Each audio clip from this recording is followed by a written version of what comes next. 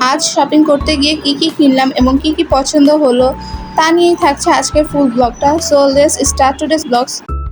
আসসালামু আলাইকুম everyone, this is Sadia, welcome back to my another blog. So আজকের ব্লগটা আমি দুপুর থেকে শুরু করলাম। তো বিকালে আমি গ্রিন টি খাচ্ছিলাম, আর খাওয়া দাওয়ার পর আমি এমনিতেও গ্রিন টি খাই।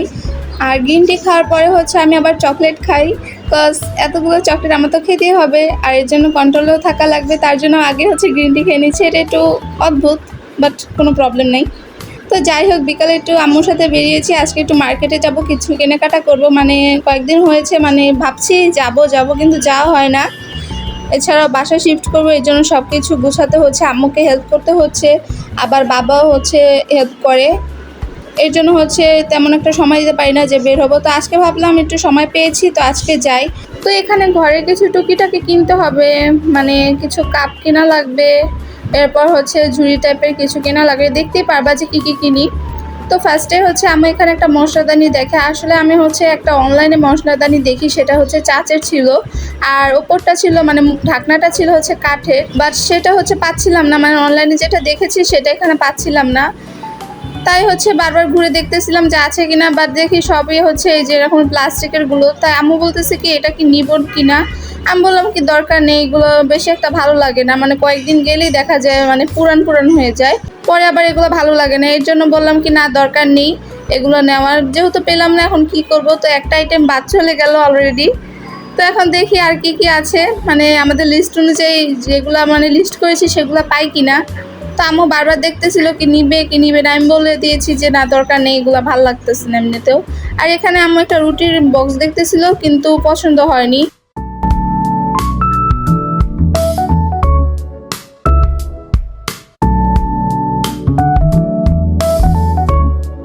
এরপর আমরা চা বানানোর জন্য একটা পাতিল দেখতেছিলাম, বাট সেরকম পাচ্ছিলাম না। এই টাইপেরটা পাই, কিন্তু এটাতে চা ঢালার সময় আবার অনেক সময় পড়ে যায়।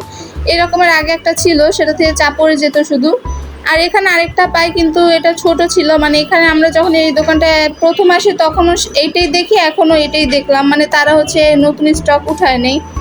আর এটা ছোট, এর জন্য আমার বেশি একটা ভালো লাগলো না। আম্মুকে বললাম যে না, এটা তো মনে হয় 4 কাপ হবেও না, 4-5 কাপ হয় না, 3 কাপের মতন মেবি এমনই। তো এখানে আরেকটা ছোট্ট ফ্রাই প্যান দেখতেছিলাম, যে মাছ ভাজার জন্য বা তরকারি গরমের জন্য। তো ভালো লাগলো না, কি করব আর। তো 2-3টা আইটেম অলরেডি কিন্তু বাদ হয়ে গেছে। আর অন্য দোকানে যে যাবো এরকম কিন্তু পাই না। এই দোকানটাই মোটামুটি এখানে সব কিছুই আছে, বাট এই দোকানটাই দেখলাম কি অনেক কিছুই নাই, আমাদের যেগুলো লাগবে সেগুলোই নাই।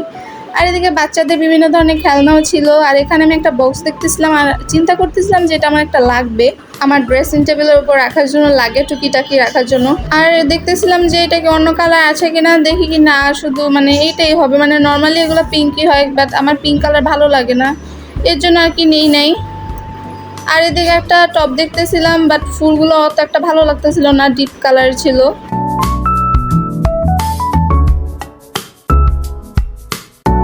আর এখানে একটা ছোট্ট কিচেন র্যাক দেখতে পাই, কিচেন কর্নার র্যাক। এটার প্রাইসটা তারা বলতেছিল 400 টাকা, আমার মনে হয় একটু বেশি ছিল। তোমাদের কি মনে হয়, এটা কি দামটা তারা বেশি বলেছে নাকি নর্মালি আছে, আমাকে একটু কমেন্টে জানিয়ে দিবে। তো এর জন্য আমি কিন্তু এটা নিই নাই।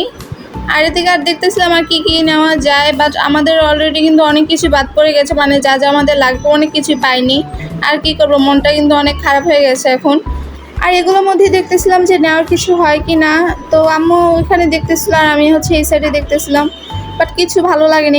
একে তো আমাদের যেগুলো লিস্ট করেছিল অর্ধেকই কিন্তু বাদ হয়ে গেছে, সেগুলো পাইনি। আর পেলেও দেখা যাচ্ছে আমাদের মন মতন হচ্ছে না, এর জন্য আর কি করবো, নেই।